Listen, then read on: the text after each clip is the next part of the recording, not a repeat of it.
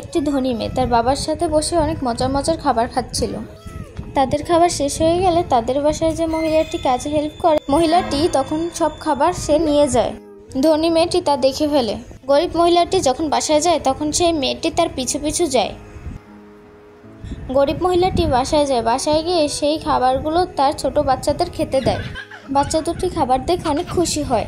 হঠাৎ তখন সেই ধনী বাচ্চাটি এসে খাবারগুলো নষ্ট করে দেয়, নিচে ফেলে দেয়। গরিব মহিলাটি ও বাচ্চা দুটি অনেক কষ্ট পায় এবং কান্না করতে থাকে। তা দেখে ধনী বাচ্চাটিরও অনেক মায়া লাগে এবং কান্না করতে করতে বাসায় যায়।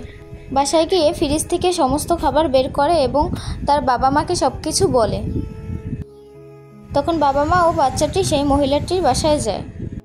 বাসায় গিয়ে অনেকগুলো খাবার দেয় এবং গরিব মহিলা ও তার দুই বাচ্চা অনেক মজা করে খায়। তা দেখে ধনী পরিবারটিও অনেক খুশি হয়।